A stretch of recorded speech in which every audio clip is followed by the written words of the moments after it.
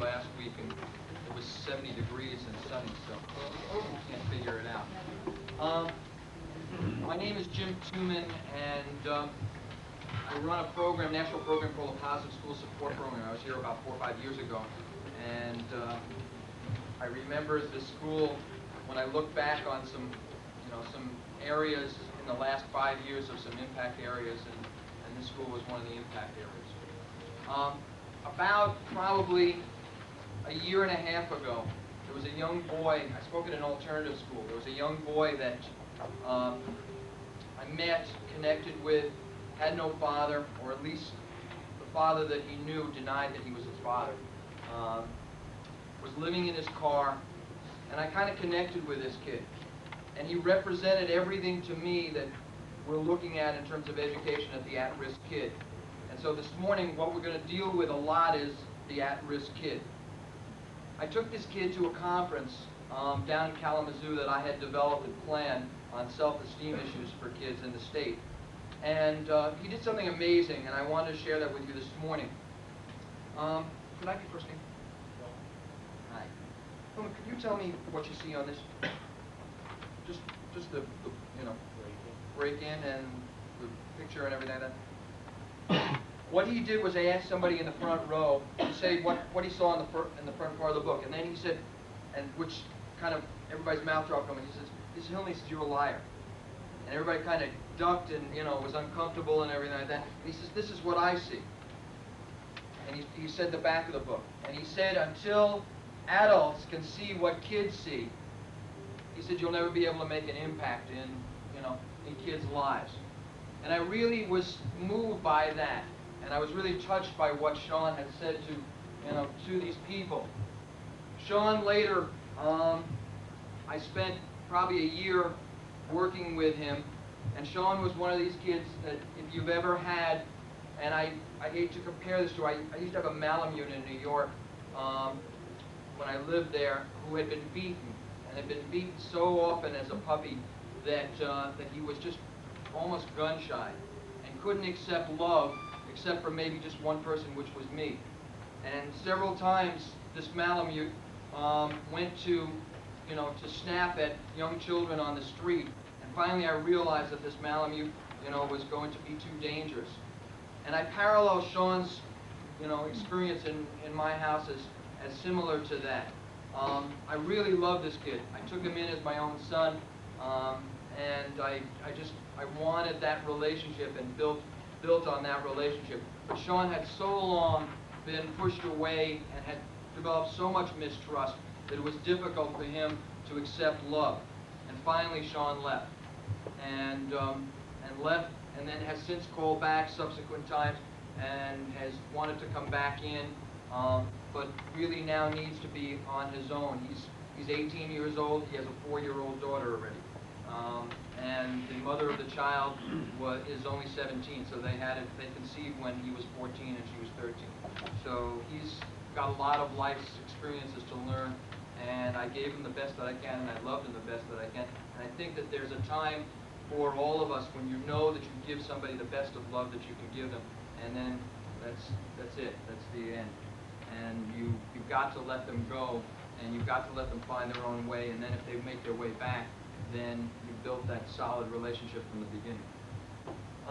Last year I spoke at a school in New York, and in the middle of the sharing part, which is an inherent part of my program, a teacher got up, and she said to everyone in the room, she said, through tearful eyes, she said, 6 months ago, I gave my class an assignment to compare themselves to an inanimate object. She said, a young boy compared himself to a rubber band. She said, and I didn't see the signs. She said, he handed in this paper, and it goes like this. He said, I am a rubber band. People pull at me, twist me, and stretch me thin. I've been trying to bounce back as a rubber band should. I have many times, but it's getting harder and harder, and I'm getting thin and worn. People keep pulling at me, twisting and stretching me, and I feel tighter and tighter. I know when I break, people will feel sorry because they can't use me anymore. But but they stretch me and stretch me, and I feel thin and worn. Then I'll break, but it'll be too late. This teacher said she didn't see the signs.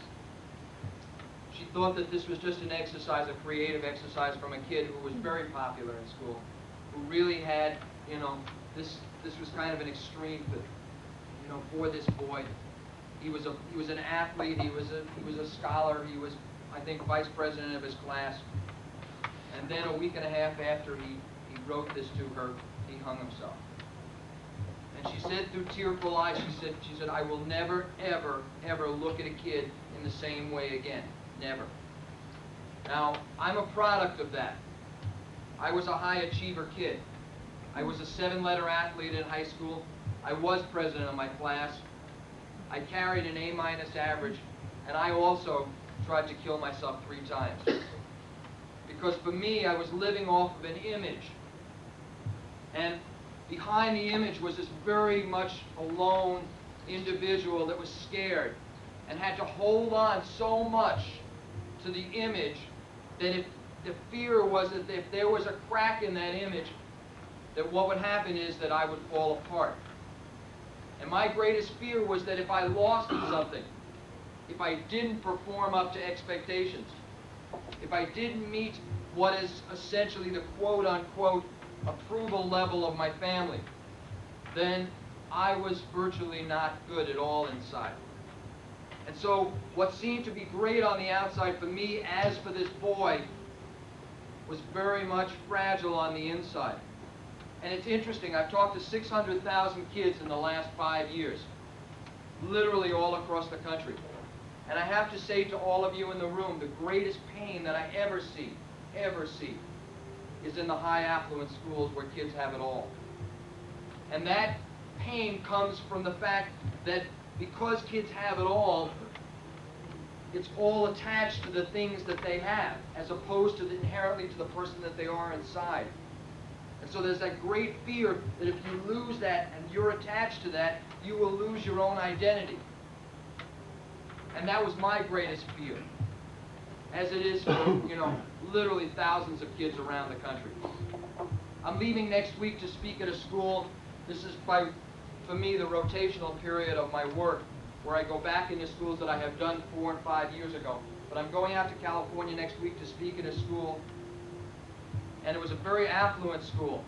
And during the sharing part of the program, a young girl got up, and she said to everyone in the room, she said, my father gives me all the stuff that he thinks that I could want. I wish he would just come home and hold me. And en masse, every kid in the whole room got up and gave her a standing ovation. She had somehow touched the nerve of every kid. She didn't talk about major drug abuse. She didn't talk about suicide. She didn't talk about being, sexually abused. She talked about being disenfranchised from her family, feeling alone as a person. And that's what many of us who have gone through that painful time in our lives, who look great on paper, who had it all, that's what many of us experience. When I spoke at my high school commencement, teachers, principals, ex-principals, coaches came back to hear me speak.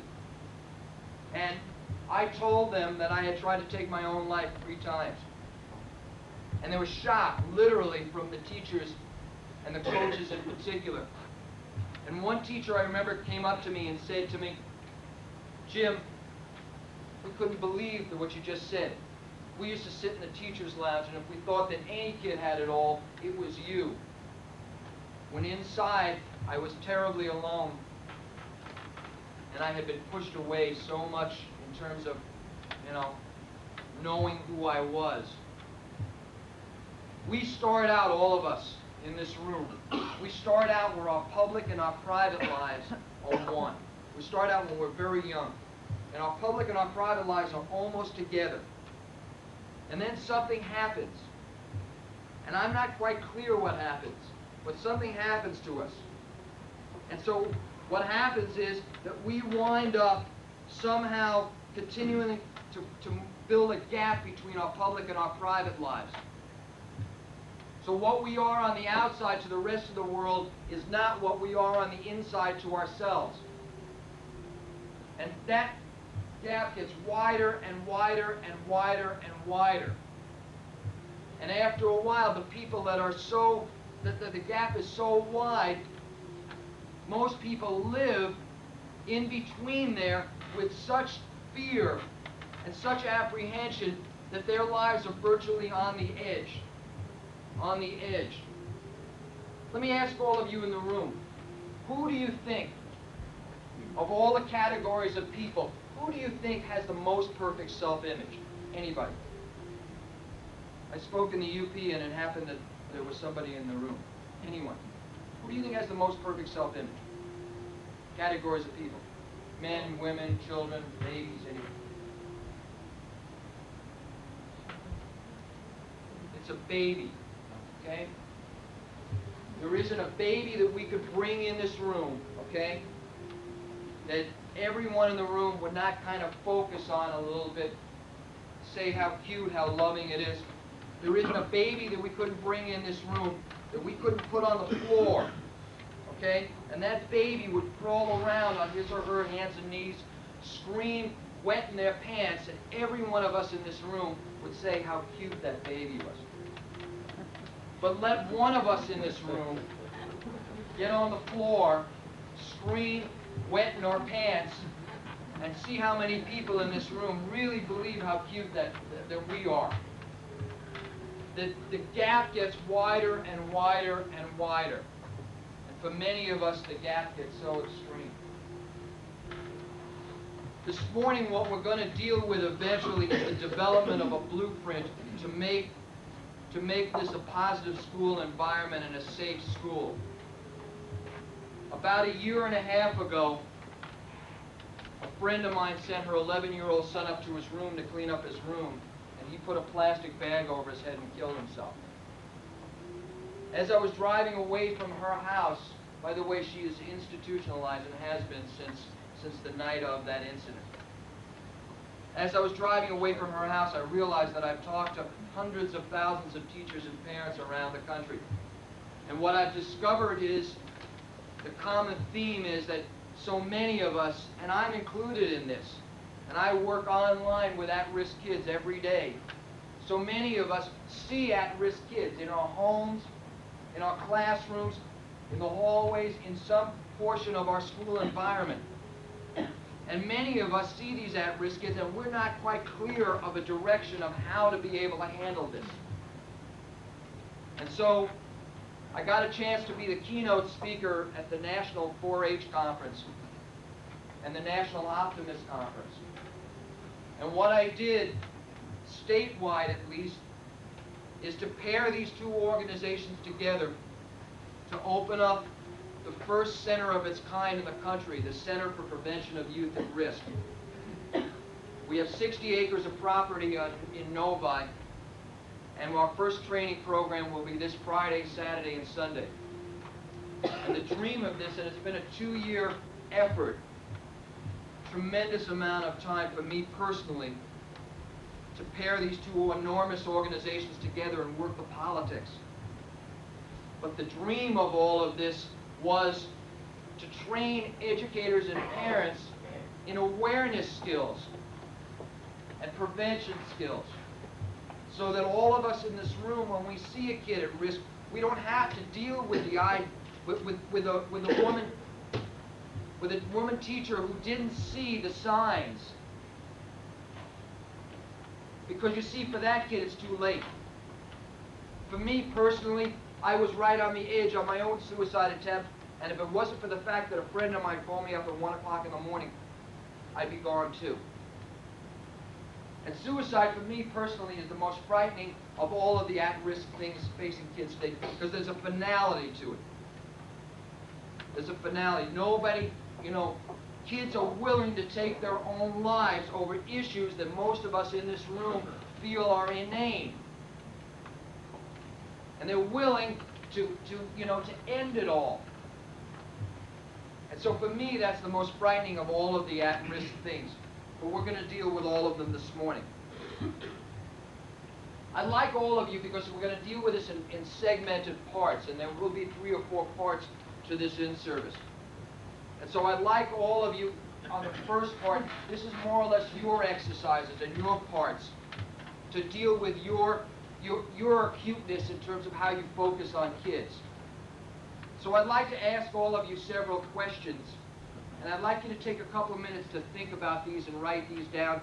And they're not open to share, but they basically are for your level of, your gauge, your inner gauge inside of you.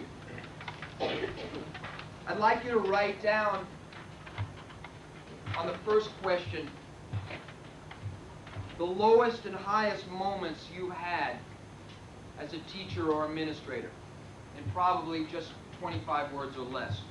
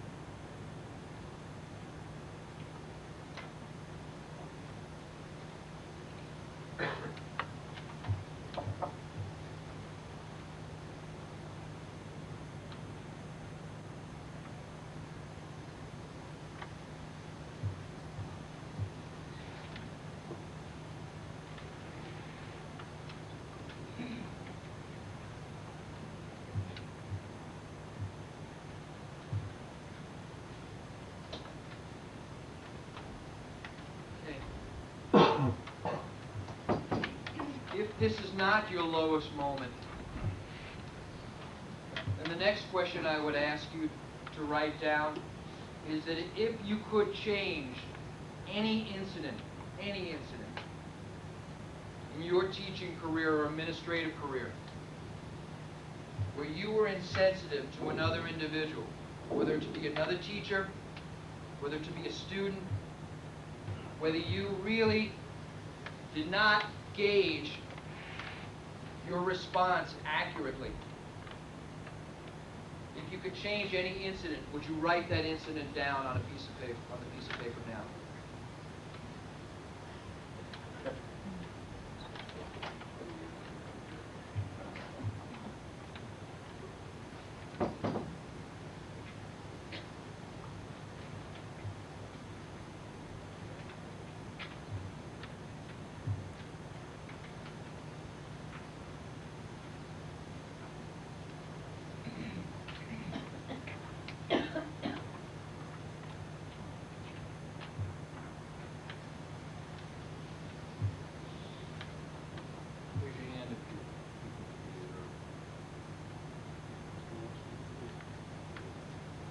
Are there any questions on any of these, on any of the responses?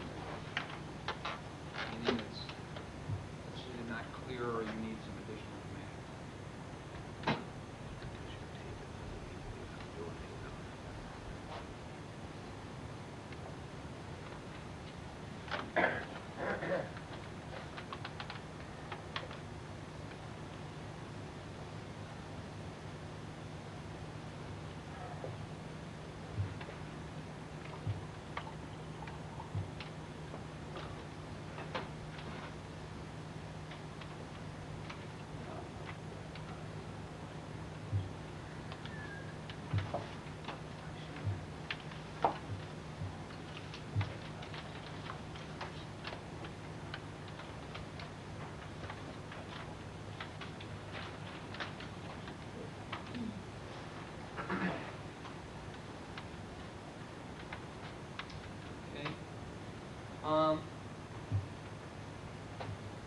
know it, you can use this date with accuracy. If you don't, put a prospective date down. I'd like you to write down your prospective retirement date.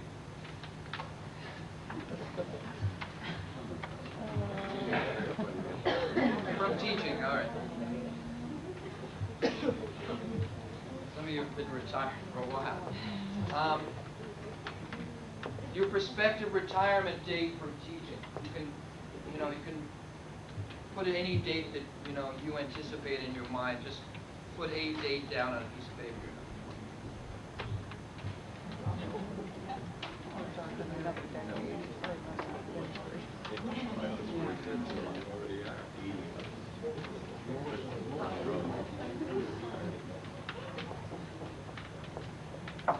Okay? Now, here's a hypothetical question for all of you. It's the last day of your, before your retirement. You're in your classroom or your office, and you're gathering up all your stuff and putting your mementos together, thinking of either positive, anticipation or some degree of remorse of leaving. And a student who you had 10 years ago knows that you're retiring and walks by your room,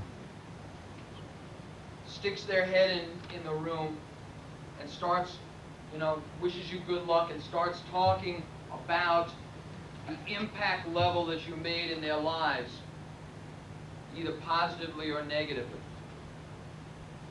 That student then walks out, and there's a part of you that goes back and reflects on all the students that you've had throughout your years of teaching. What I'm asking all of you to do now, in 25 words or less, is to put down how you perceive that you'd want to be remembered by the students who passed through in terms of your teaching career. How would you want to be remembered as an individual in terms of the impact level that you made on those students?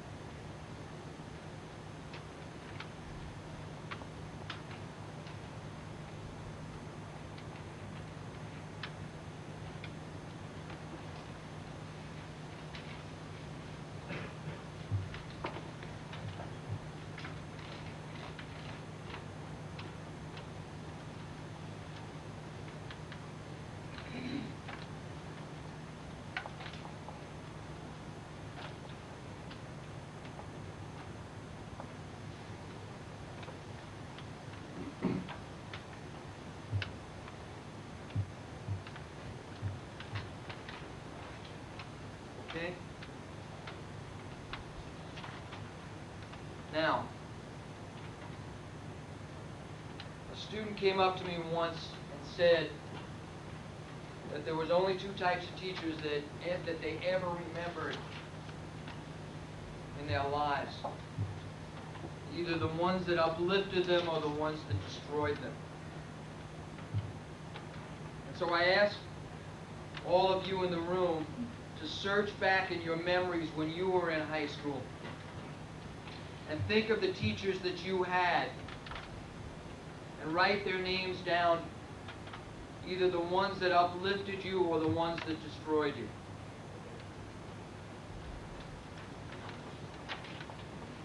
And you could put next to the category just a little bit of a reason why you remember them so clearly.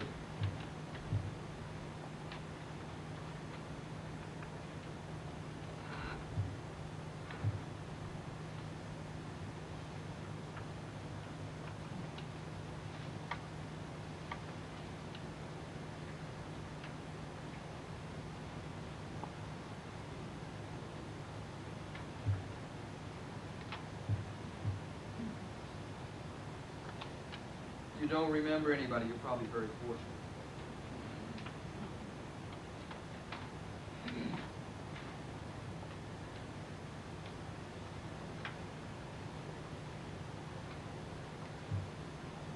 Okay. Now, this is a chance to do a little bit of introspection on your own. I'd like you to rate yourself. 1 being the uplifter, and 10 being the destroyer. Okay? I'm sorry, the reverse, excuse me. 10 being the uplifter and 1 being the destroyer, excuse me. And I'd like you to rate yourself as you see yourself. And then the second part of this, I'd like you to rate yourself as you would perceive students would see you.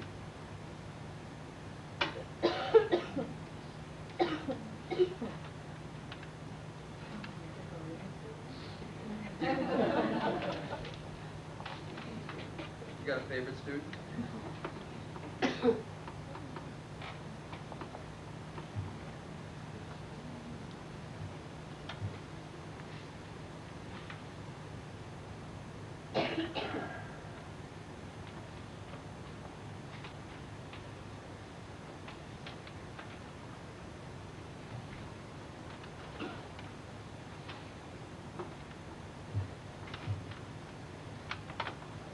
I believe in my heart that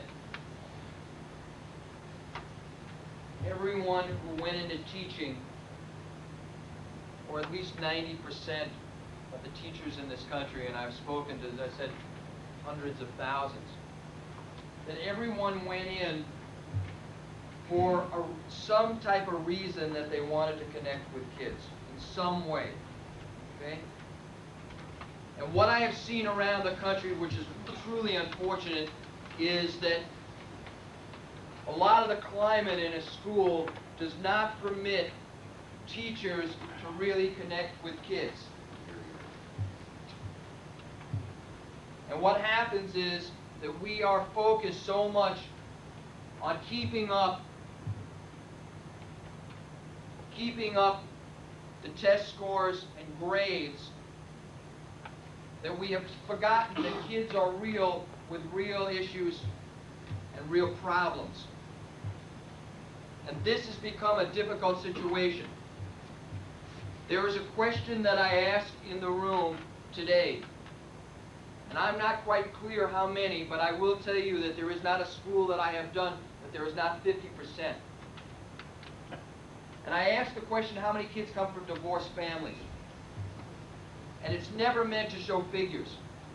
It's meant to show that we just don't know each other before we get married. Since I have asked this question, I could tell all of you in the room that I am amazed sometimes at the number of hands that go up. When I speak at California schools in particular and New York schools, you are looking at 75% and above in the room.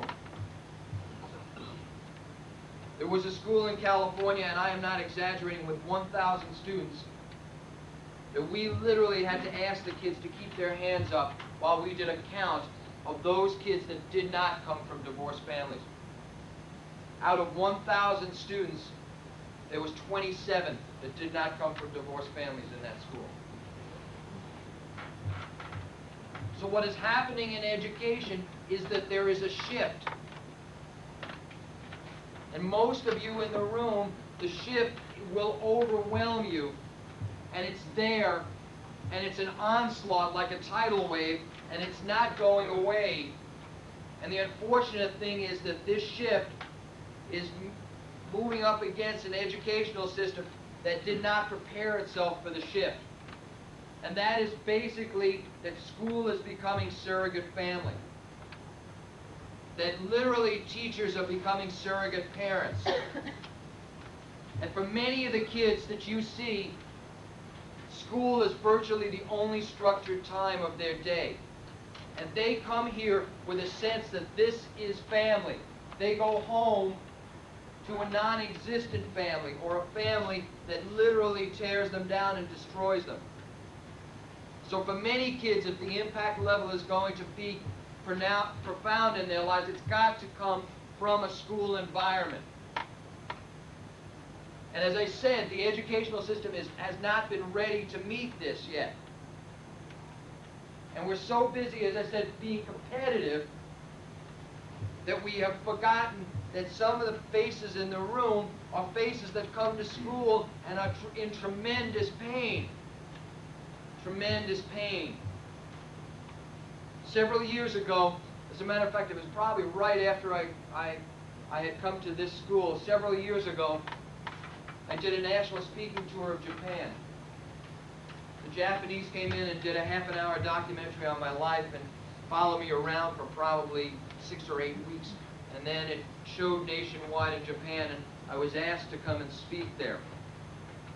Now, for all of the pluses that the Japanese society has, I will tell you the minus of the society.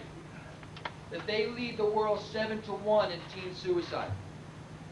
7-1. That their entire focus is the competitiveness within a collective society. And what it's doing is it's tearing the young people apart. For many of you in the room, you are probably aware that a young person's whole entire life is focused on one examination between high school and college. And this one examination is so pivotal that if a kid flunks it, they are a disgrace to the family. And that is the worst thing a kid can have in Japan, is a disgrace to their family. And I believe that you can only take that examination 3 times, and then if you do fail it, you are virtually an outcast for the rest of your life. For the rest of your life. And I was aware when I was speaking over there how many kids came up to me and pulled me off to the side and said, "Jim, I can't live in this society anymore. It is too painful. It is too difficult." You see, that examination is so pivotal that these kids can go to college. If they pass that examination, they do not have to go to classes. They do not have to take another exam. They will be passed in college, and they will move on to a job in a company that is affiliated with that college. So that examination is so pivotal in these kids' lives that it is frightening. So for all the pluses that we see on the world economy of how Japan has virtually taken over, the minuses are what they've created in the inner part of their society is frightening. And you see it's happening here. It's moving here. The difference between that society and this society is that their family is still remaining strong. There is a mandated rule in Japanese society that young people must take care of their parents when their parents get old. We are the only society in the world that does not grow old gracefully. We grow old painfully here.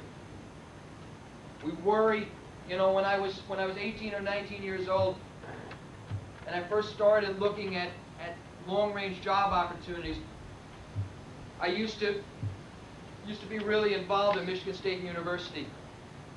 And I was active in student government, and downstairs in the Student Services building was the Placement Bureau, and I got to know Jack Shingleton of the Placement Bureau. We used to spend a lot of time talking. And I used to listen to some of the interviewers that would come in, and immediately what they would do when they first came into a 21 or 22-year-old boy and girl was talk about long-range retirement plan and benefits. Because you see, we do not grow old gracefully, so everybody in their mind gets this fear: am I going to grow old and not have anything? Am I going to be a dole on society? Does somebody else have to take care of me? And so in our minds, we work off of this premise. And so what it has done, as I said, the difference between the Japanese society and ours is that the problems are existing now in ours that are coming from there, except that they still have a stable base of family. All of you in this room represent family to some of these kids in this school. I will almost bet my life on it. And for many of you, that responsibility is sometimes too overwhelming. You've got your own families, you've got your own problems, you've got your own issues, you've got your own pain, and some of you bring that pain to school every day. And it's unfortunate that there are not more teacher-sponsored support groups.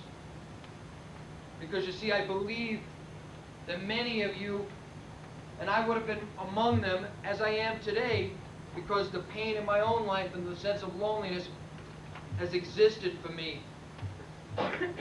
And I would have, if I were teaching, I would have brought that pain into the classroom.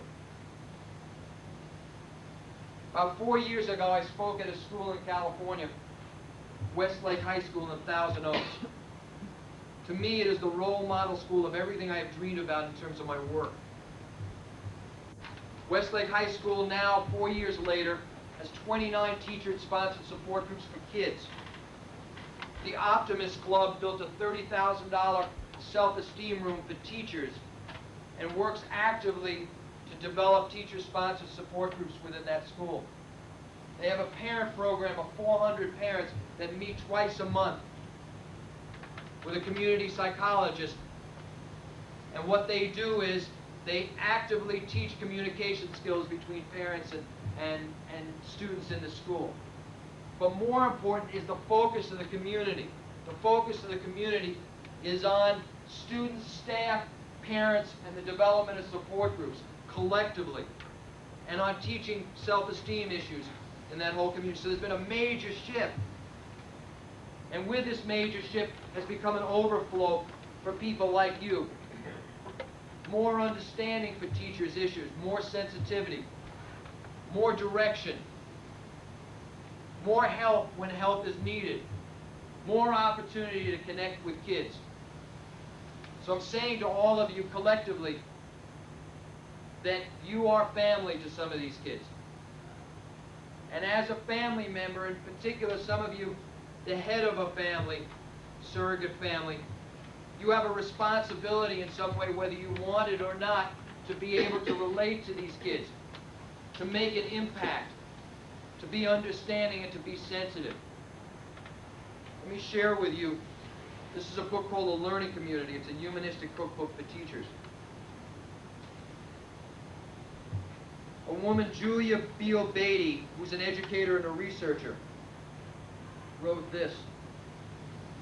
Finally, I believe that teachers who become sensitive to their own feelings and emotions would be able to encourage children to explore the conflicts which they feel. This does not take expert knowledge. The key behavior is listening and responding with understanding. It is my understanding that children who experience such a teacher would then themselves become more alive. They would maintain awareness of their feelings and emotions, and they would come to understand what they mean to themselves and others. This would increase their self-understanding and ability to make choices which were beneficial to their own development. Some of the conflicts between personal worth and ability to cope might be resolved. Now, I believe that. I believe that because I came from a family that virtually was shut down in terms of sharing feelings. And I literally spent my whole life wanting to share my feelings and stuffing them. And living with a mother and father who themselves were in so much pain that they kept me at a distance in terms of being real. And every time I go to share my feelings, they would always tell me it was weak, it was wrong, it was unmanly. And they did it by hidden messages. And the way that they would do it would be, they would say to me, I can't deal with this now, Jim. Go back to your room. I don't want to see you cry. I don't have time for you. Talk to me later. And all of these hidden messages, what they gave to me was a feeling that I had no value. That what was sitting inside of me, all these feelings, were not supposed to be there. They were supposed to be someplace else. And a lot of my inner conflict came from the fact that I was screaming inside. Screaming.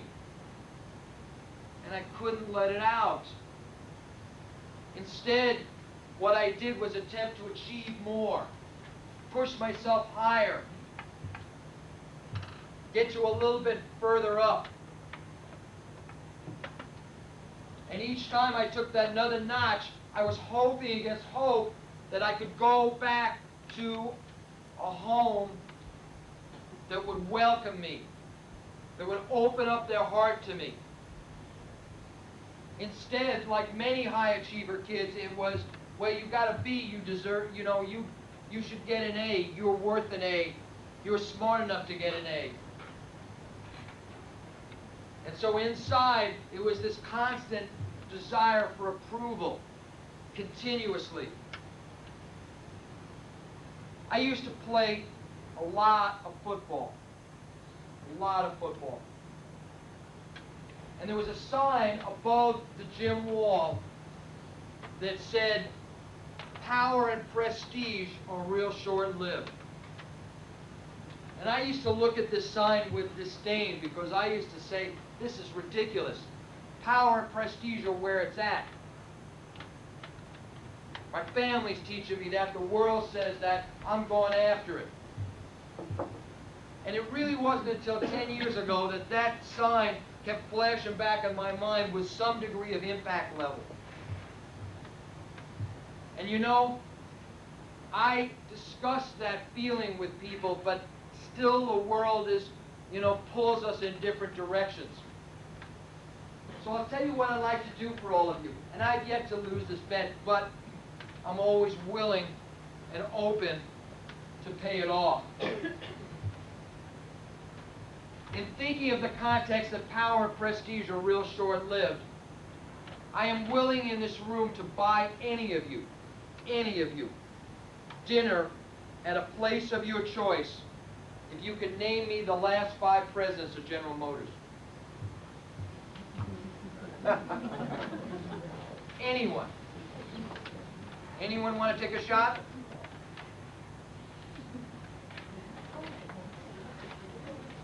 Go for it. By the way, these men would be appalled that you didn't know who they were. They worked 18-hour days. They denied their family for weeks at a time. They slept at the top of the General Motors building so that they could get down to their office at 5 o'clock in the morning so that they, in turn, could create the power base for themselves so that they can move forward and upward and be more political in the organization. And you guys don't know who they are. It really is short-lived. It really is short-lived. And for most of us in this room, the greatest impact level that we will make is in our own circle. In our own circle. I can tell all of you clearly, I speak to 100,000 kids a year, that the greatest impact level that I ever make in my life is with my own friends and family. With my own friends and family. It's not the kids that I speak to, and there's a great love affair with those kids. But it really is with my own friends and family. And those are the people and that small circle of influence that you have with friends and family. And when I say friends and family, I'm also including the kids in your life who you've been able to touch. See, I look at that as your family as well. So when you look at that issue in your life, realize that if you can make an impact level at that point, at that small family level, that you have done more than most people will do in their lifetime. And I get together at speakers' conferences and speakers' meetings, and we talk about this. And there's some tremendously talented speakers out there who virtually can hold an audience in the palm of their hand. And yet in my heart I believe that the greatest impact that they will also make is with friends and family. Given to that in my own life, I'm getting married in January for the very first time. You see, I struggled with intimacy in my own life. You see, I teach the stuff that I need to learn. I spent my life keeping people at an arm's length. not letting people get into my circle because they were going to reject me, they were going to hurt me. Really believing in my heart that vulnerability, as we know it, was weak. And being that it was weak, what it would do for me was that I would be virtually a pawn for somebody else. And that people would be able then to have some power edge over me. Knowing what I know today, the real power is in the vulnerability of all of us. The ability to open up and share our feelings. The ability to be real to one another. The ability to have a safe place that we can go. I tell parents in every session that I do, I say it doesn't matter. The greatest gift that you can ever give to your kids is the safe place that they can always go to. That they know that they can always go home. Most of us in this room, we come from families that either that was so or the opposite was so. And many of you in this room have been handed down from dysfunctional parents some of your own dysfunctional issues, and then you in turn will hand them down to your kids. And my feeling is, let's break the chain. Let's stop this. Let's stop some of the behavior that has created all of this dysfunction. Look at some of your own family. As I said, I come from a family that virtually could not share love.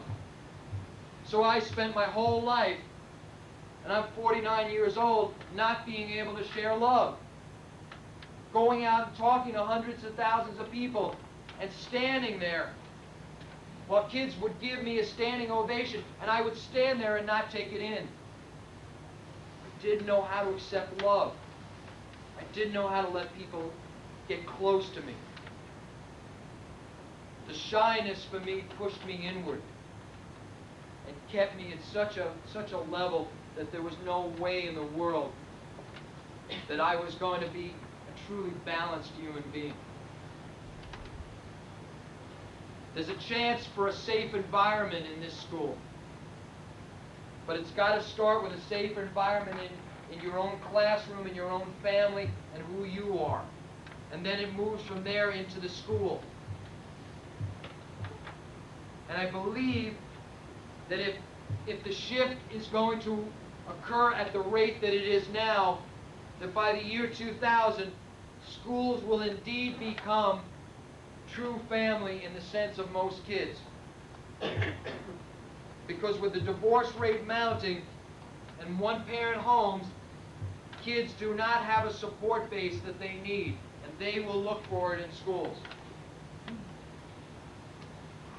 On that note, because you've been sitting for a while, why don't we take a 5-minute break and stretch and relax. Friends, you know, in our occupation, we give people who we are attempting to impact whatever way, we give them things that they don't want and need. And I've been guilty of this all my life. When I was growing up as a kid, I would be late virtually all the time. And I was late because I felt, you know, that I could always do one more thing. And I could always cram one more thing. And I never allowed myself any leeway in terms of being able to have, a few minutes for traffic or for something unforeseen. But I'd constantly be late for my friends. And they'd be angry all the time. All the time. And I used to say to them, but I'm a great friend. I really love you. And they would say to me, doesn't matter, Jim. This makes us angry because you're not respecting us and our time. And I would counter with them, but if you got sick or you were in the hospital, I'd be the first one at your door. And they would say to me, doesn't matter, Jim. This is what we want and need from you.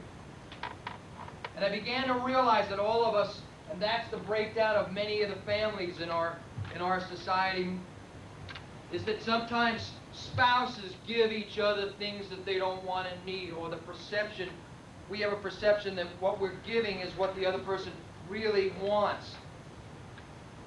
And what's been clear to me, especially with kids, and especially during the sharing component of my program, is that kids will be able to tell you what they want and need. Then what happens for all of us is that we have to honor those needs in some way. And we also have to learn to be able to do that in our own lives with the people that we love. Did you ever get a gift from somebody that you absolutely loved, and they were sitting no more than a few feet away, and it was a birthday gift or a Christmas gift, and they were sitting a couple feet away, and they handed you this gift, and they had a tremendous smile on their face. And the gift was beautifully wrapped. And they handed you this gift, and they said, oh, come on, go ahead and open it. And you were real sensitive to the wrapping, so you kind of tugged at it a little bit because you knew that they had spent some time in the wrapping. They said, oh, come on, go ahead.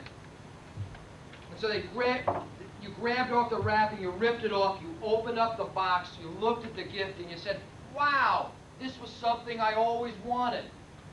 When in the back of your mind, you're saying to yourself, now what time do the stores open up in the morning so I can get this sucker back? We give people gifts that they don't want and need. And in order to be able to change that, you've basically got to be able to ask what it is that someone wants and needs. Now, going all over the country, I realize that there are many, many educators who, in their mind, believe that they know exactly what kids want and need, when the reality is that kids are saying to them, these people don't know anything of what we want and need. I spoke at Beale City High School several years ago, and in the evening in a parent program, several of the students came back. And there was a shop teacher in the school, and a decent man, caring man, really loving teacher. And several of the kids got up and said to him, you've hurt us over the years. See, this man used to use jokes and dry humor and sarcasm as a way of relating to kids. And these kids honestly confronted this guy and said, you have hurt us. And this guy was amazed and appalled. He had been teaching 25 years. He felt he was honestly a good teacher and genuinely cared. And for these kids to get up publicly and to say to him that they had been hurt, that they had been damaged in some way, to him was damaging in its own right. And this man, through these kids who were willing to risk standing up to say this to him, refocused his whole teaching style. I have since heard from him on probably a dozen different occasions saying to me, now kids relate to me in a better way. But you know, until those kids had the courage to stand up, he did not know. He was going to continue on and probably would have done this all the rest of his teaching career. And at the end of his teaching career, maybe a kid would have said to him, you know, it was really painful being in your class. You were one of the destroyers. And that teacher would have gone through his whole career not realizing it. I spoke at an alternative school in California, and a principal who was probably 6'8", brush cut haircut. There was 400 kids in the school, and this principal ruled that school from an iron fist, put his thumb on these kids in fear. He would walk down the halls and kids would cower, not only because of his size, but because of the way he ran that school. Now, the trade-off around that was that he ran the school administratively effectively, but kids did not relate to him. During the sharing component of my program, this man got up and he started talking, for whatever reason, about his younger brother who was 22 years old, who had died 10 years before.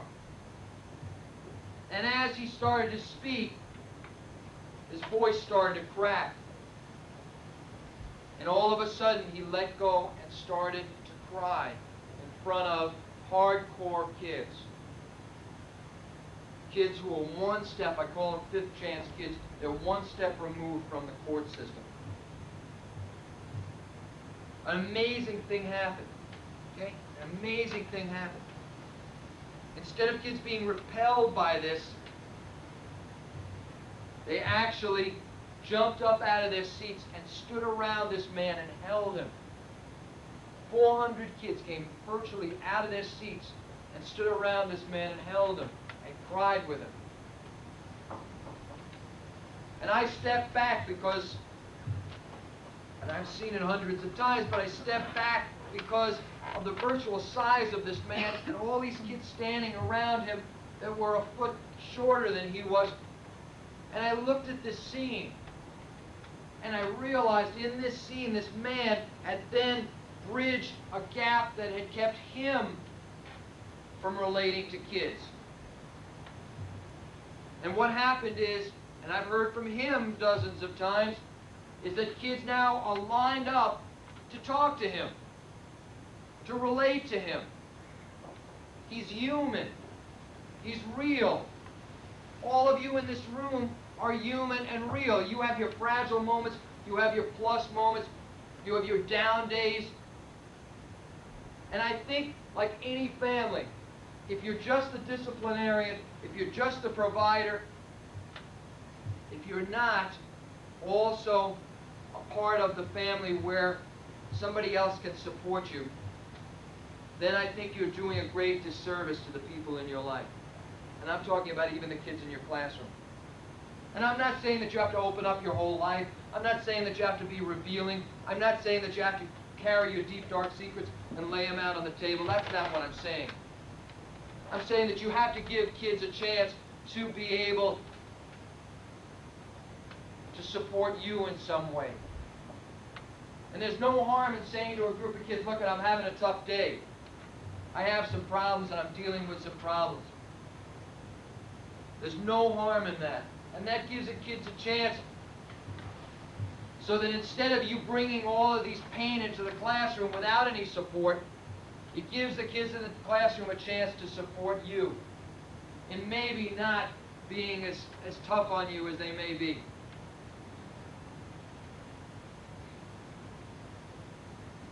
In every one of your classrooms, there are at-risk students. At-risk meaning, at least for me, the major at-risk points are teen suicide, teen pregnancy, dropout rate, teen violence, and drug abuse. I can venture to say that there isn't a classroom that any of you go to that there is not one of these five at least present in some way in that classroom. Now, what's extending beyond that is the at-risk kid, which I perceive as every kid at risk, which is the high divorce rate, tearing up the support base of the family. But I will not address those. What I'd like to do is address the crucial ones that I have just mentioned, which is teen suicide, teen pregnancy, dropout rate, and teen violence. The common thread, by the way, for all of these that I've just mentioned, is a low self-worth or a low self-image of a kid. So, in my mind, we're a reaction-based society. When the problem gets too great, what we do is we Band-Aid it up. We throw these Band-Aid teams that go into schools and they deal with crisis intervention, and we do not look in any way, shape, or form at the prevention aspects of these. And I have to tell you that when I was growing up as a kid, and I was a street kid in New York, I grew up where I could open up my window at night and I overlooked Needle Park. And Needle Park was named for the heroin addicts that congregated there and would shoot up at night. And then you could hear the screams of the withdrawal as they were coming down when they couldn't get a fix.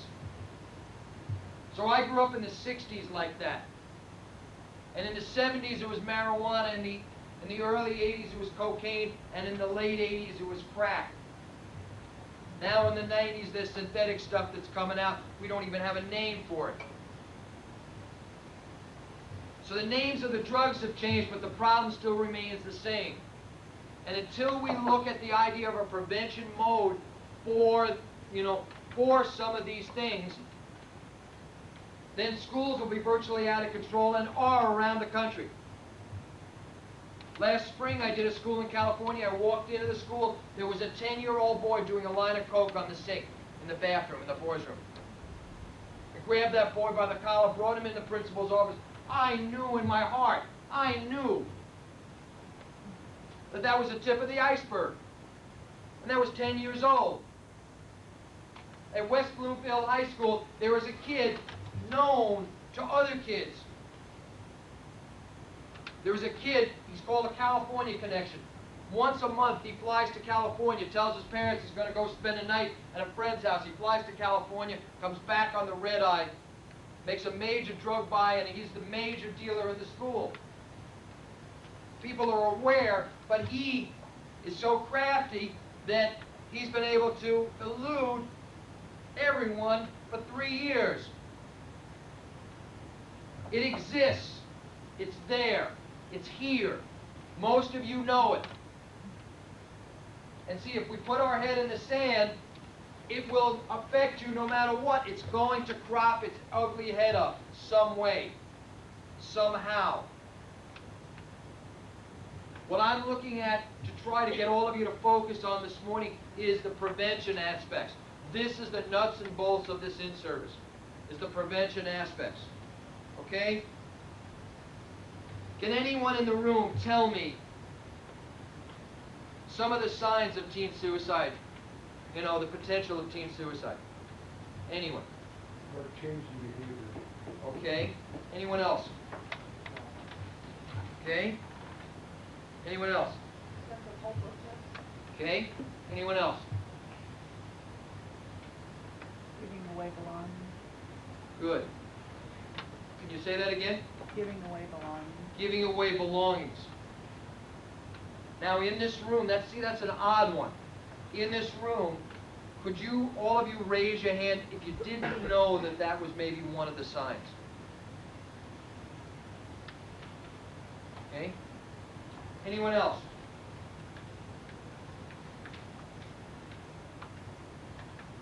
Okay? Let me share some of the unknown ones with you. Okay? Dropping extracurricular activities. Okay? Writing a lot of letters.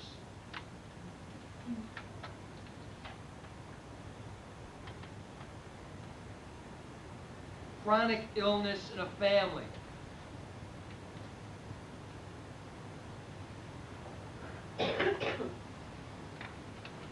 Obsessive behavior.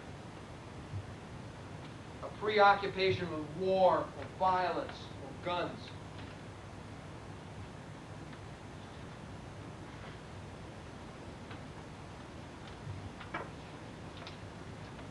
Some that are interchangeable, like sexual promiscuity, depression,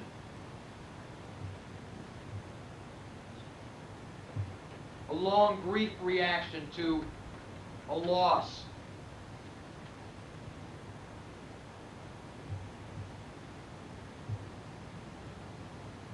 and what I think is probably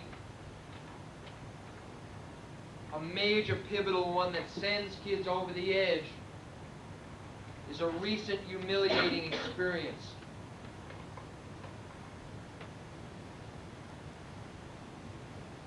That's probably the pivotal one.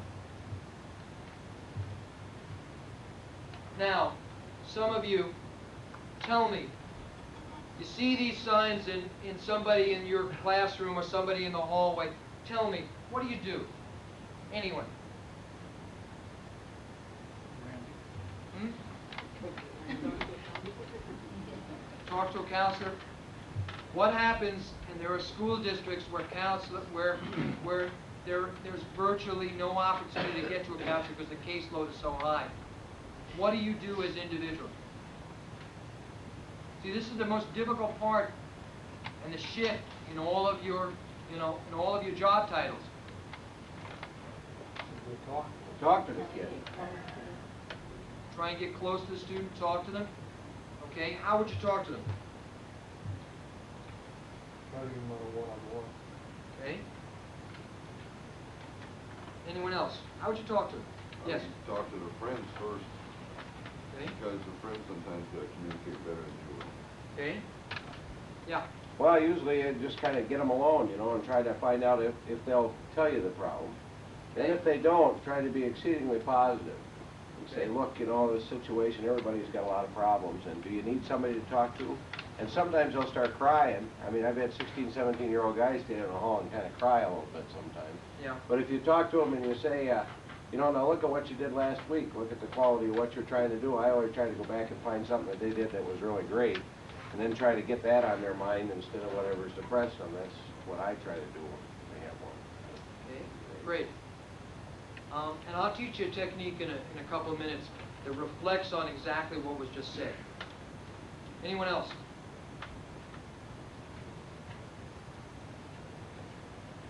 I teach a lot of teen suicide workshops. Well, I give them candy, too.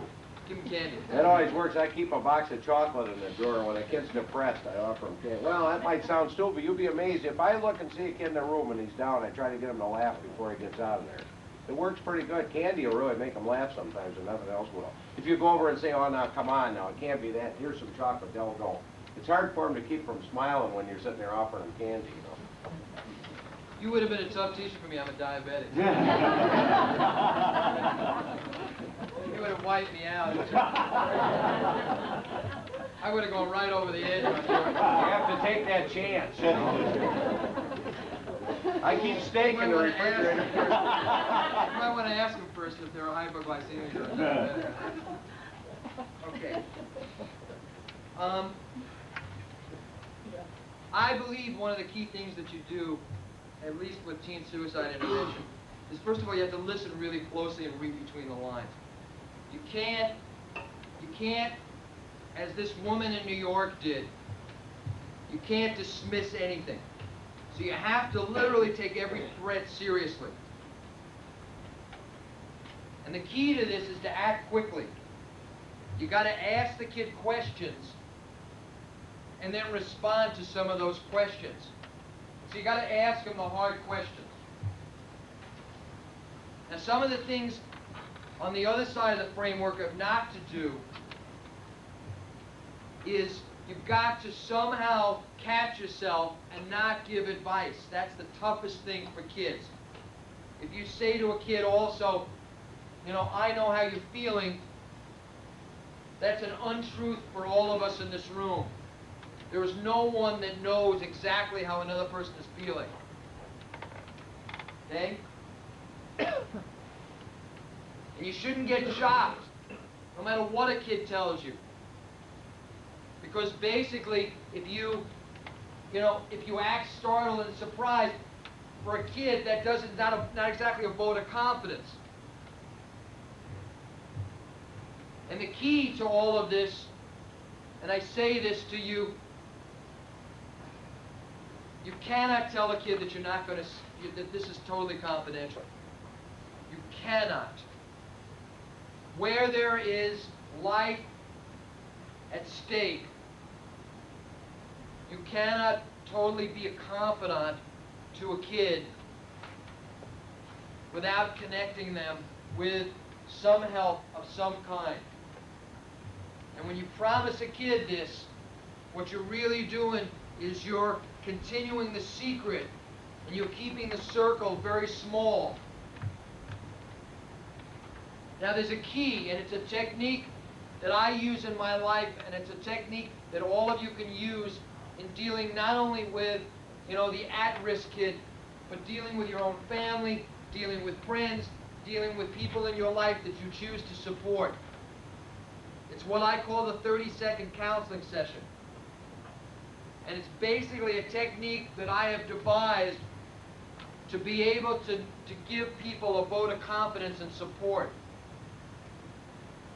And what it is that if you see a kid that's down, okay, and let's suppose that chocolate doesn't work, okay? But you see a kid that's down, and you go up to a kid, and you say, hey, John, what's going on in your life? You look like you're down. And maybe at that moment, John is willing to open up and say, look, I'm having a tough time at home. My parents are slamming me around, they're coming down on me. They're constantly on my back about something.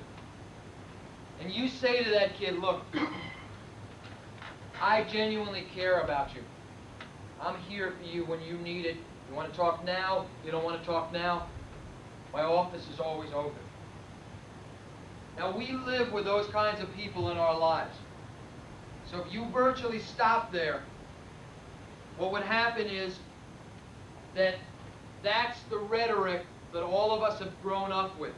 We've grown up with the individuals that say, I will support you, and then leave you hanging. So what you need to do is take it one step further, and this is what makes it different and unique. Store what John has said in your mind. And a day or two or three or a week later or 2 weeks later, seek John out in the halls and say, hey John, whatever happened to that problem at home? I have to tell you, it's amazing. What do you think John's perception of you is at that moment? Anyone? He really does care. He really does care. He really does remember. And in a world that's virtually anonymous, to remember what a kid, to remember what a kid said when maybe you've got hundreds that have passed through your lives is a tribute. And that kid senses it. And that kid then knows that you care. And that's so very, very powerful. So very powerful.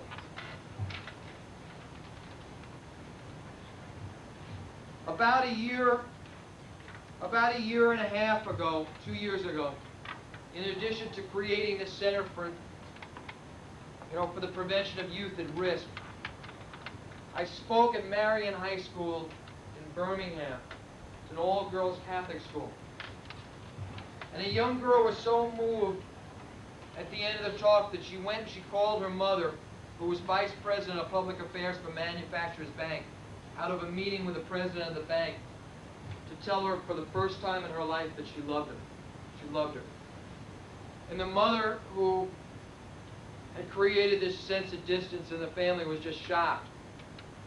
And what happened was that the family bonded together as a result of this girl's effort. And the husband and the wife and the daughter somehow found all of the pieces that had been missing for a long time for them. Anyway, they came back to hear me speak at a statewide 4-H conference and said what a change it had made in their family. And the mother said, Jim, is there anything I can do for you? Because I want to support you. And I said to her, I said, it's not what you can do for me. I said, what I'd like to see happen is that I'd like to see self-esteem and self-worth be an integral part of today's educational environment and curriculum. And she said, Jim, that's what I do. She said, I set public policy, and I work on a public policy direction with the bank. She said, what I will do is help you out in this. So, we formed a task force. And basically, the initial task force, the planning task force, was made up of Manufacturers Bank, a program called New Detroit, State Department of Education, Detroit Free Press, and I'm trying to think of what the fourth one was, or the fifth one was. Anyway, we formed this planning committee, and out of the planning committee came a statewide coalition on self-esteem that issued a treatise that was sent to the governor. Now, the statewide coalition on self-esteem has probably 150 different groups and organizations and individuals. That many of them are the power brokers in the state. And the idea of the coalition was to virtually be able to shift some of the approach in education to deal with self-worth issues in kids. Realizing that every school now needed this. and that the core center of most of the at-risk situations in kids was the low self-worth concept. So this self-esteem coalition was built and developed, and the treatise was put together. And I have a copy of the treatise, and I'm going to leave one with the school. And I hope it's not a lengthy thing, but it really details some of the direction and focus that can be done in terms of this issue. And I'd like to kind of give you a basic overview of what we were attempting to do and build the coalition.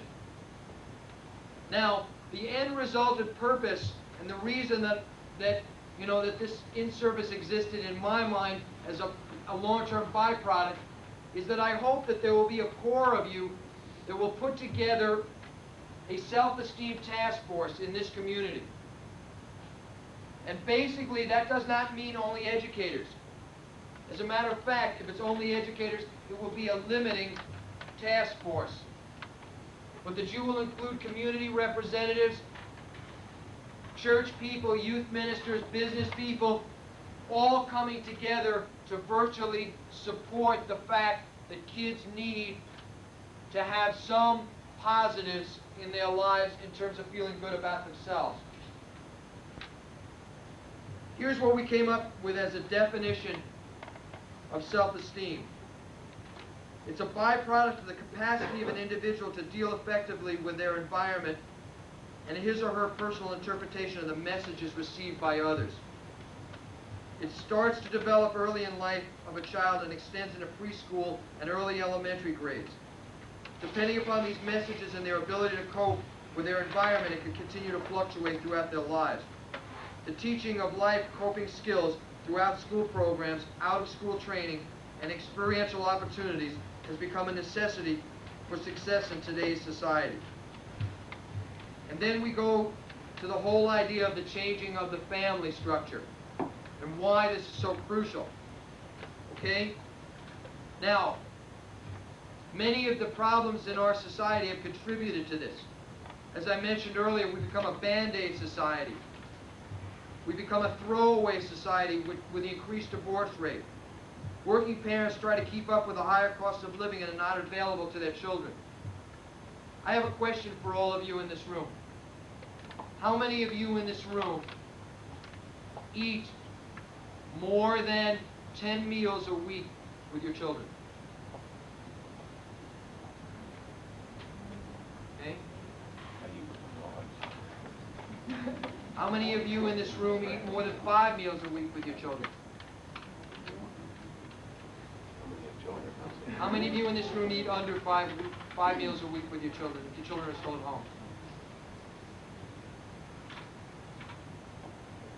You see, what used to be a center for communication is now disbanded as well, which is mealtime.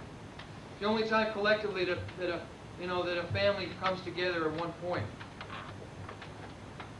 Next, the existence of multicultural communities. So there's a crossover in terms of the cultures, and a difficulty in still maintaining some degree of of their own base. The breakdown of communication between parents and teachers, teachers and students and parents. No, which is crucial to me, no safe place for the sharing of feelings. Then, quote, perfect people in the media present tough images to follow. We've gotten away from a lot of the perfect people image by some of the sitcoms. But there's still, we shifted the perfect people, from Ozzie and Harriet to Madonna, okay? We just shifted it. I mean,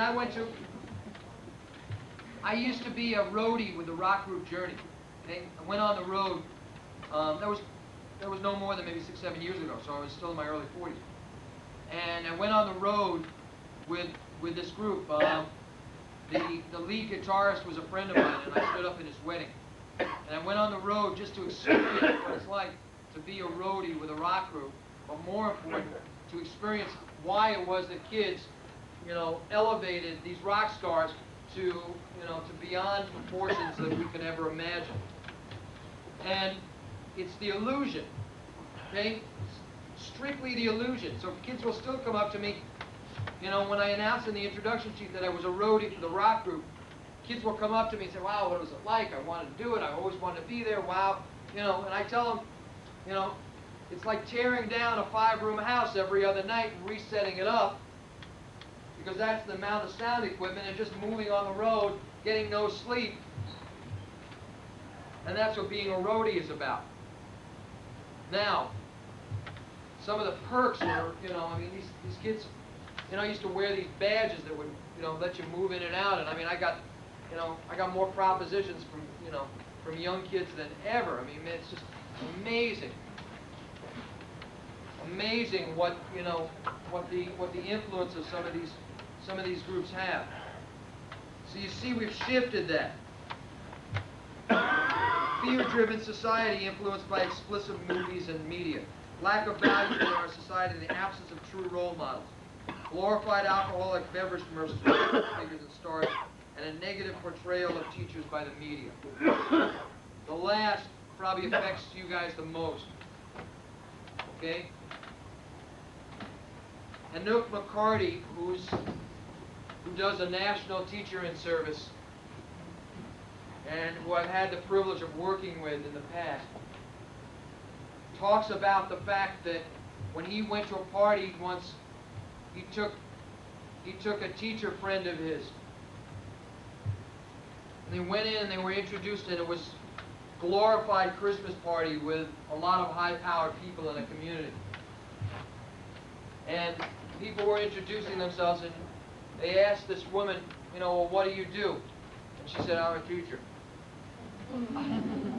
I'm a teacher.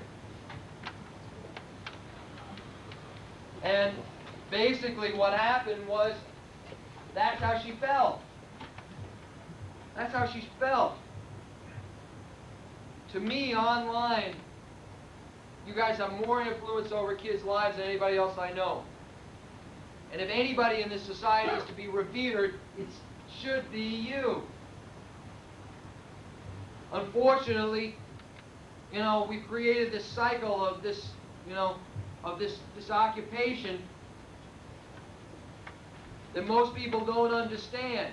And they don't understand that it's difficult to stand in front of a group of people for 4 or 5 hours, keep them interested, keep them alive, keep them focused, keep them goal-oriented, and then be able to be sensitive enough to their needs. It's a difficult, difficult arena, okay? I go out and I do an hour-and-a-half program for kids. And I've got to tell you something, that wipes me out for a day. So to try to do 4 or 5 or 6 in a day like that is very, very difficult. So that is something why teacher-sponsored support groups are an absolute necessity. Okay? The last part of the changing role is a concept that I've developed called a magic man. The magic man works against everything you guys are trying to instill in kids. Everything parents are trying to instill in kids, everything church is trying to instill in kids, everything that basically caring people in kids' lives are attempting to do. It works in the exact opposite. So it's a tug of war in there. And the magic man is any person who lures kids like a Pied Piper, promising them that they will feel good. It's the boy who says to the girl, don't worry, I love you. If you get pregnant, I will take care of you. It's the street dealer that says, take the first one, it's free. You'll feel great.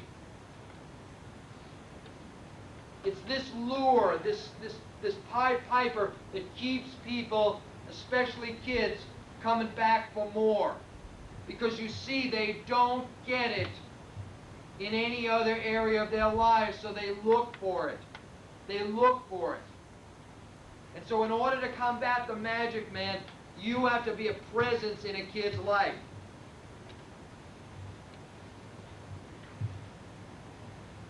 In order to do that,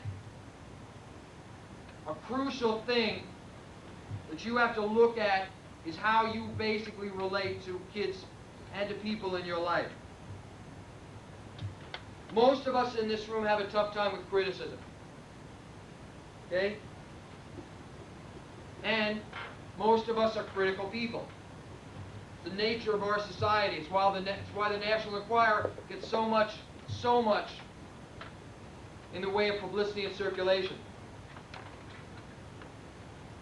And because we are critical people, we love to hear gossip. We love to hear dirt. We just, many of us, it's fun. It's fun to see people being toppled.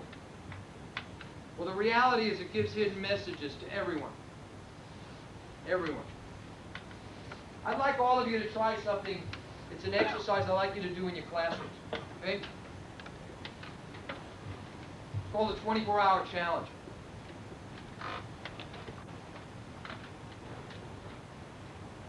I'd like all of you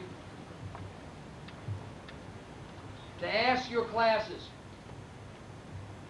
to keep a record. And they have to go 24 hours without one negative put down to anybody. Now the kicker on this is, if they go 23 hours and 59 minutes, they've got to start all over again.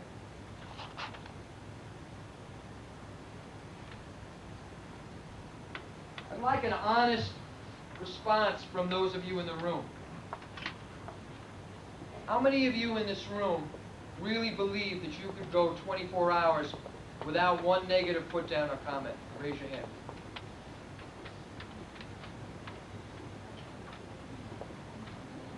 You guys must live alone.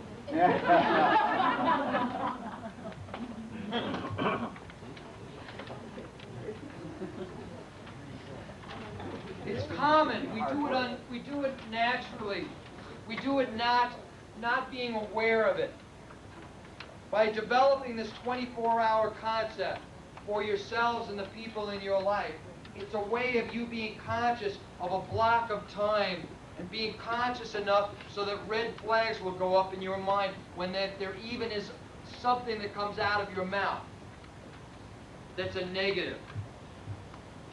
And what that does is it starts to create a safe place for people in your life, in your classroom, in your home. So I suggest for some of you, you might even want to start in your classroom, and then every day within your classroom period that you attempt to create a block of time, where it doesn't necessarily have to be 24 hours, it's whatever is manageable for all of you. I use 24 hours because it's tough for most of us to do that. And so in order to be able, I kind of shoot for the moon on this one. In order to be able to have people more conscious, the 24-hour cycle really works. Okay? Now, when we criticize somebody, what it does is it's the beginning of the erosion of their self-worth. There's a little thing, and many of you who have gone through in-services have probably seen it. It's the ILAC thing that, a lot of the in-service instructors are using these days. And they pin a piece of paper on their lapel, and it's the ILAC, I am lovable and capable. And what they basically say is that every kid starts out every day with this big sign. And then they call down to breakfast, and the first thing their mother does is say, you're always late. You better be on time today. You better not be late. And the minute that happens is that there's a little piece that gets torn off.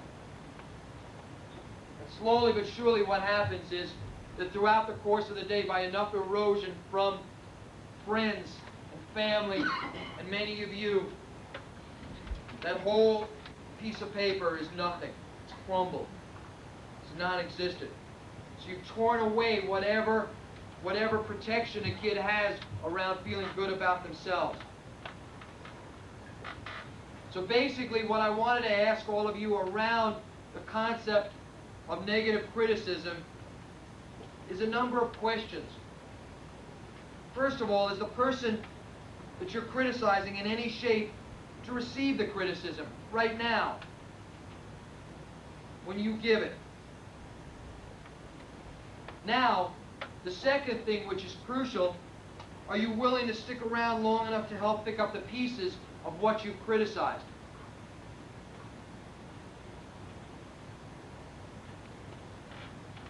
How many times has a person heard this criticism before? And can the person do anything about it? Now, this is the toughest for all of us.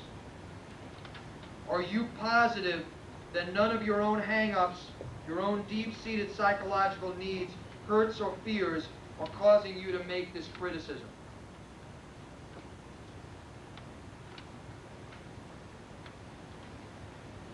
And the last, are you sure that what this person needs is another criticism? Wouldn't it be better off or better motivated by change, by some appreciation or validation? There's a friend of mine, his name is Ralph Nichols. He owns the most successful Dale Carnegie program in the country. By far and away the most successful. Recently he just had the birth of his baby daughter, who's now 2.5. He and I had lunch several months ago, and he said to me, he said, my daughter's always falling. So she always gets up on the couch and we scream, my wife and I, don't fall. Daughter's always falling. He said what he began to understand was that he was programming that kid to fall.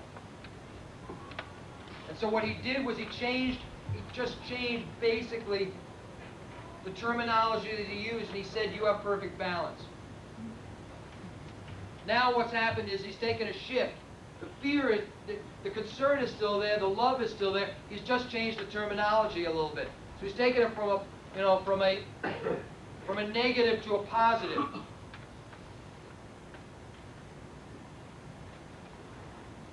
There's a friend of mine, Al Amstutz. He's principal of Breckenridge High School.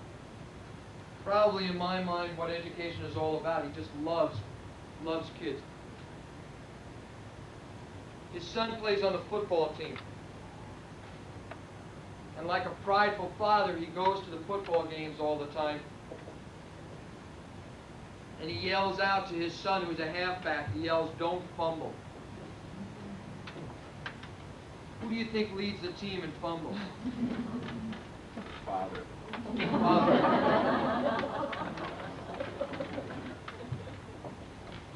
Thank you.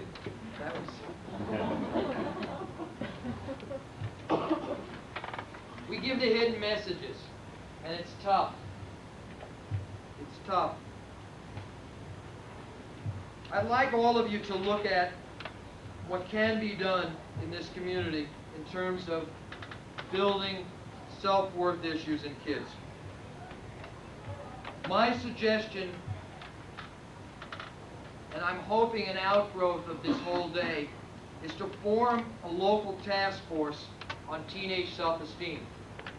It was one of the positive recommendations that came out of this coalition.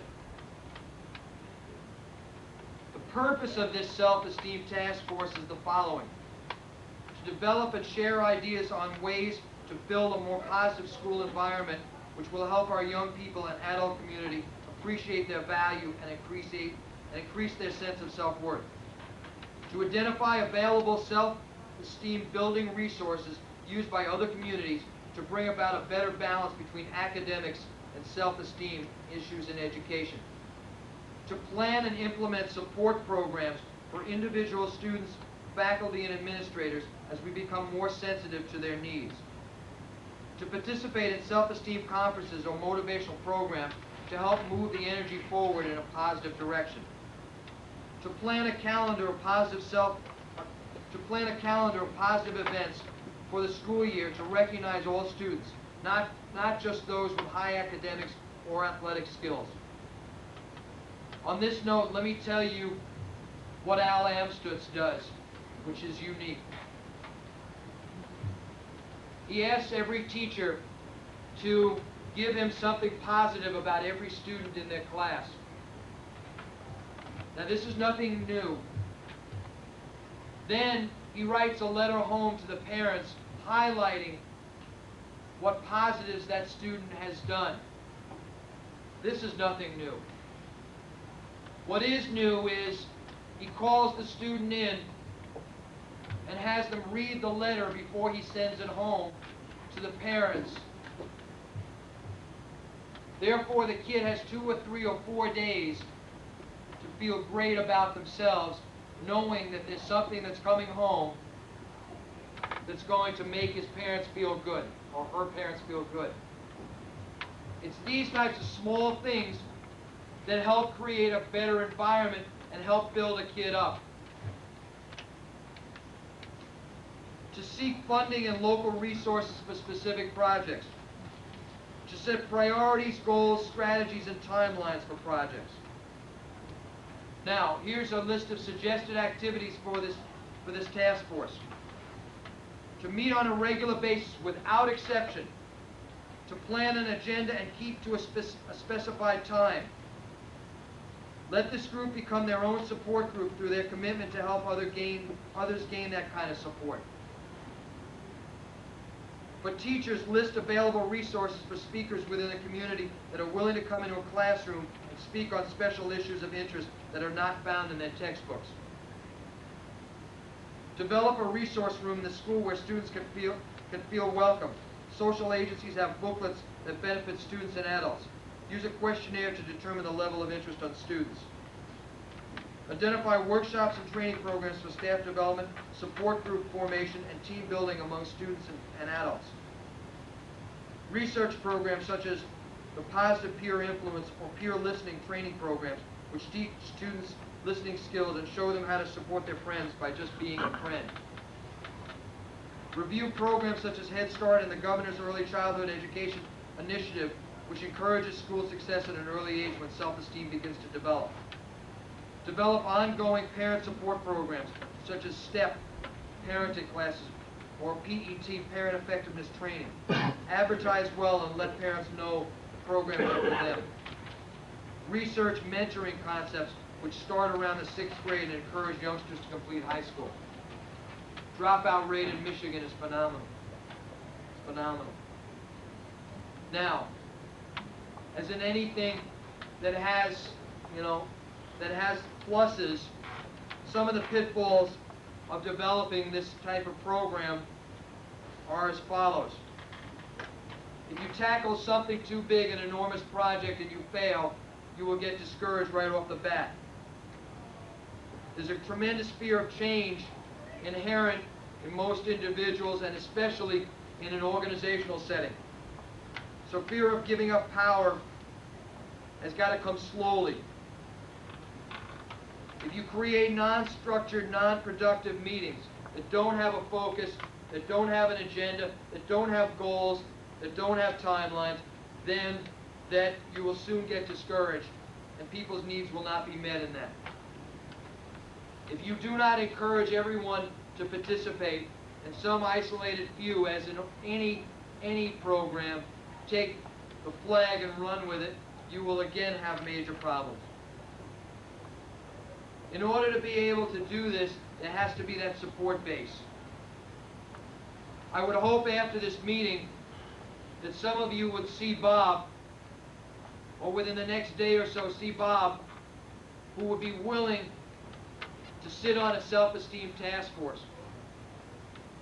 I will commit to working with this task force for 1 year's time. I will make myself available to help guide you, to help work with you, to help you in gaining successes of what I have seen in other communities and have been part of.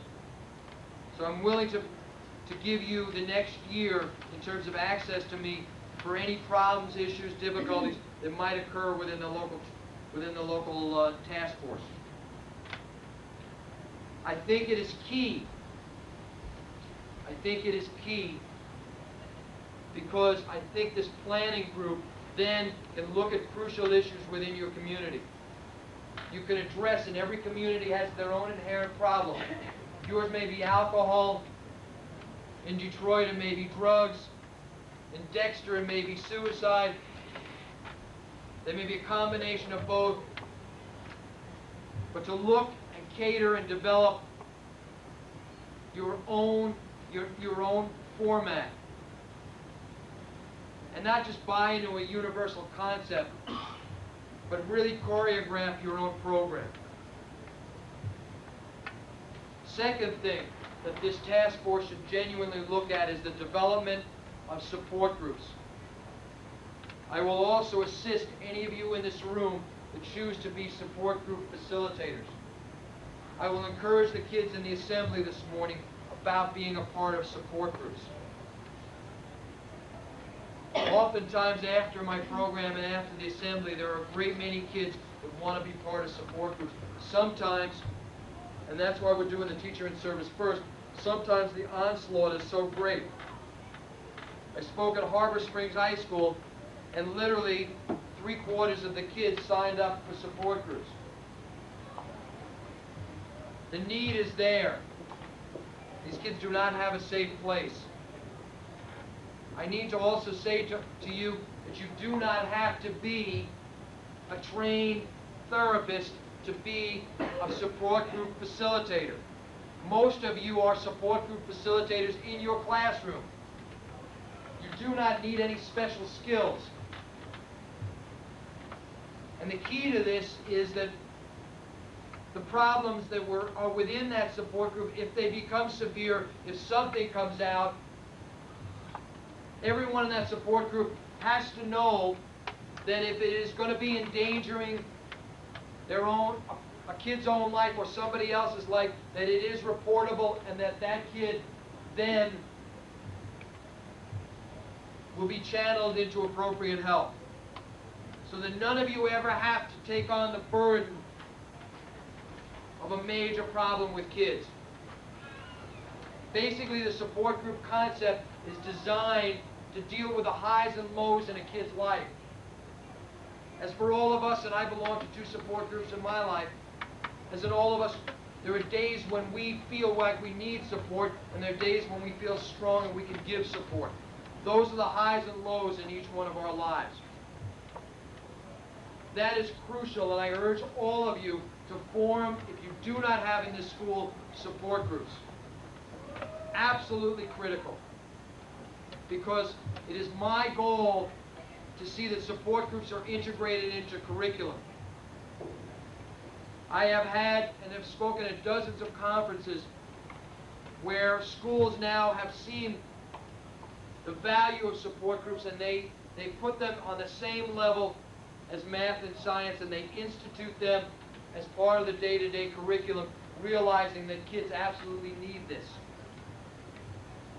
So I urge all of you, and I will talk to Bob too, I will make myself available for the next year for all of you as well in the development of support group training. There is a person that I work with that is an expert and will come up and in-service all of you in the nuts and bolts of support group training.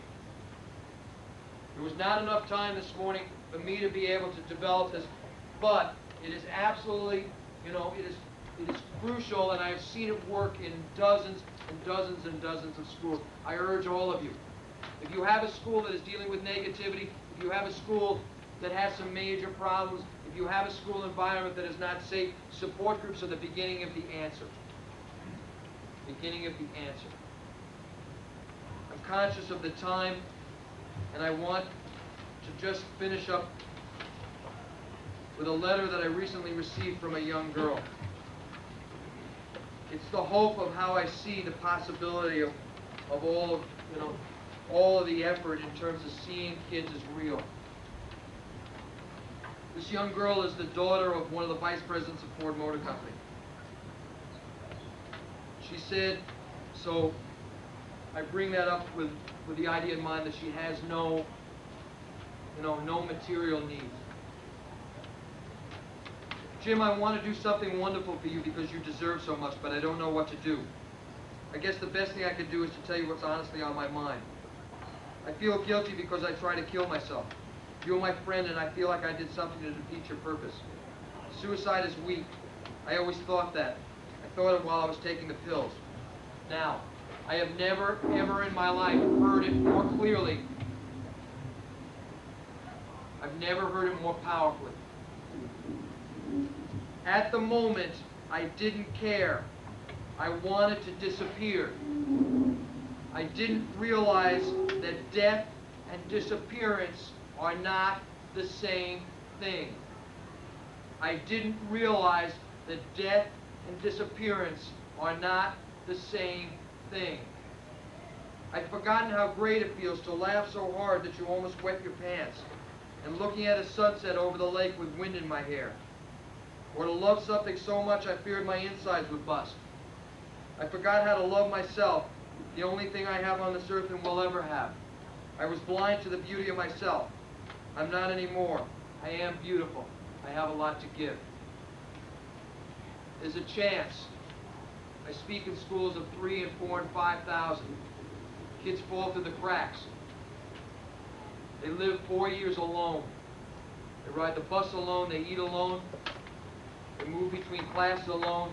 The only time they feel safe is sitting in a classroom when they can become anonymous. There's a shift in education for all of you. I didn't create this shift, but I know it's there and I see it. All of you in this room wrote down names of people who uplifted you or destroyed you. There's a choice. There's a choice for all of you. And the question is it uplift or destroy? Many of you have the scars from the destroyer. Why not be the uplifter? Thanks this morning. Appreciate it.